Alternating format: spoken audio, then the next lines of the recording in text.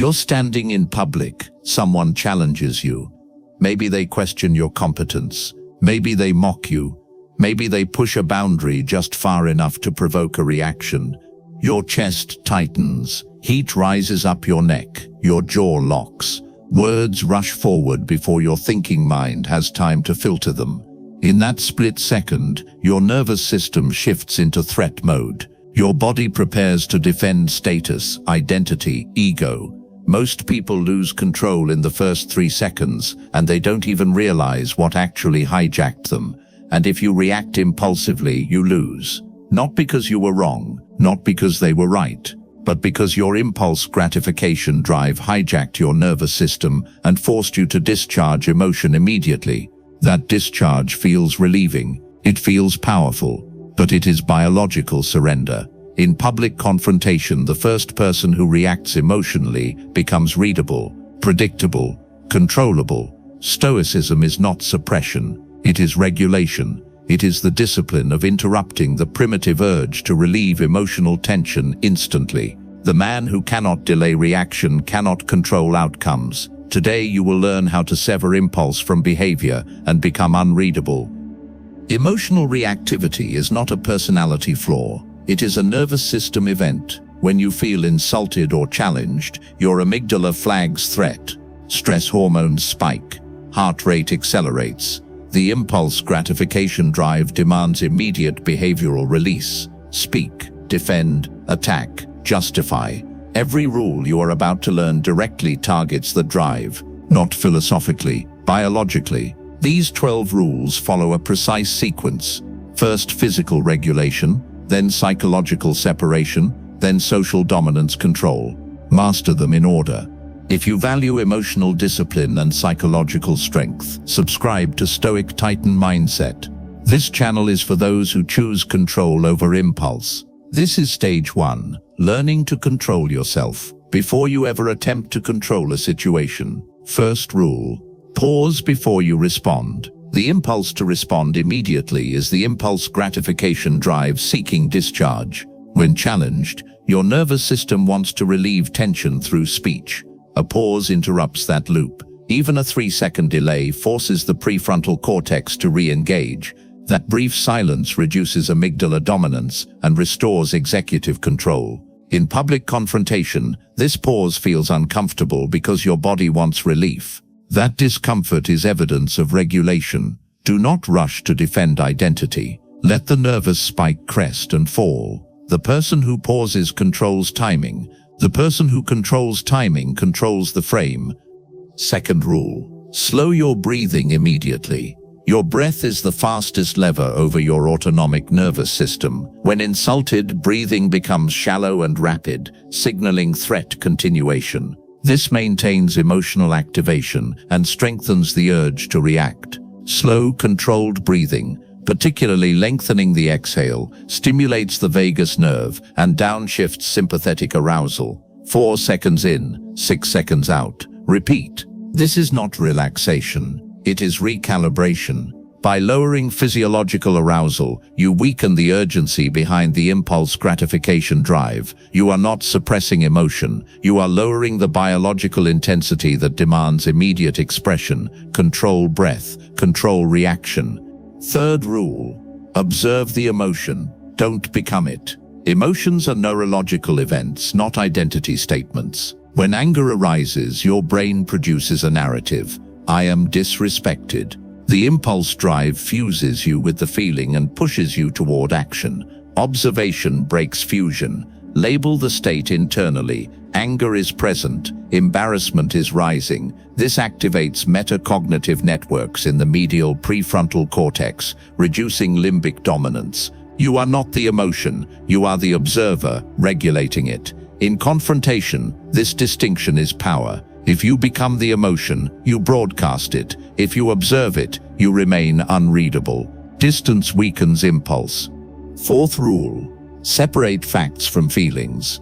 Emotional reactions often confuse interpretation with reality. In public conflict, your nervous system interprets threat to status as physical danger, but facts are usually neutral. Words were spoken, A tone was used, a claim was made, feelings attach meaning. They humiliated me. I look weak. When you separate observable facts from emotional narrative, you reduce cognitive distortion. This weakens the urgency to retaliate. The impulse gratification drive feeds on interpretation. Remove interpretation, and the drive loses fuel. What remains are neutral events requiring strategic response, not emotional discharge. Precision thinking dissolves reactive urgency.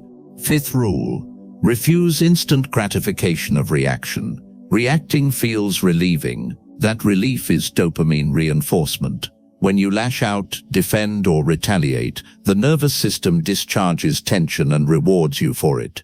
This conditions future reactivity. The more you indulge impulse, the stronger the pathway becomes. Refusing immediate reaction creates short-term discomfort, but long-term dominance. You are training your nervous system to tolerate emotional tension without behavioral release. This is delayed gratification applied to ego defense. In public confrontation, the one who tolerates tension longer dictates outcomes. Reaction is relief. Restraint is leverage. Choose leverage. If this resonates, comment controlled below. Discipline begins with awareness. Sixth rule: lower your voice, not your standard. When emotional arousal increases, vocal tone rises, pitch elevates, volume increases. This signals loss of internal regulation. Lowering your voice forces parasympathetic engagement. It slows speech rhythm and stabilizes breathing patterns. This calms both you and the environment. But lowering your voice does not mean lowering conviction. You maintain standards, you maintain boundaries, you simply remove emotional volatility from delivery. Impulse gratification seeks intensity, calm authority denies it. In public confrontation, the quiet voice often dominates the loud one, because calmness signals control, and control signals power. Up to this point, you've been learning control. Now we move into power. Seventh rule: delay every emotional decision. Never decide while emotionally activated.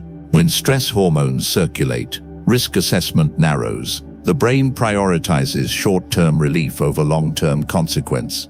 Decisions made in this state are driven by impulse reduction, not strategy. If possible, defer. Say, "I'll think about it. We'll revisit this." Time reduces physiological arousal and restores analytical thinking. The impulse gratification drive wants immediate closure. Delay frustrates it. That frustration is training. Major responses require calm nervous systems. Delay is not avoidance, it is precision timing. Strategic patience defeats impulsive regret. Eighth rule: control your facial expression. Your face broadcasts nervous system state. Micro-expressions of anger, fear, or contempt reveal internal reactivity before words do. Once visible, opponents adjust strategy accordingly. Neutral facial control reduces social vulnerability. Relax the jaw, soften the eyes, keep steady contact without aggression. This is not emotional suppression, it is signal control. The impulse drive wants expression, visible discharge of inner tension. By neutralizing facial output, you prevent emotional leakage. Unreadable faces destabilize opponents. Reactive faces invite escalation. Control the signal, control the interaction. Ninth rule: ask, will this matter in 5 years? Temporal distancing reduces emotional intensity. When confronted publicly, your nervous system exaggerates importance. It treats the moment as existential. Asking whether this will matter in 5 years activates long-term perspective networks in the brain. Most confrontations are transient status fluctuations, not permanent threats. This question weakens the urgency behind the impulse to retaliate. It reframes the event as small within a larger timeline. Impulse gratification thrives on immediacy. Long-term perspective starves it. Think beyond the moment. Emotional spikes shrink under temporal scrutiny. 10th rule: choose silence over impulse. Silence is strategic tension. When attacked verbally, the impulse drive demands counterattack.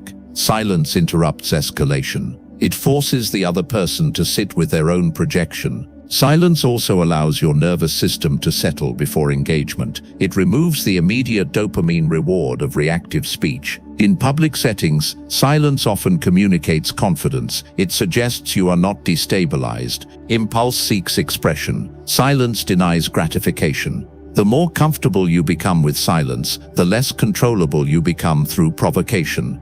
11th rule.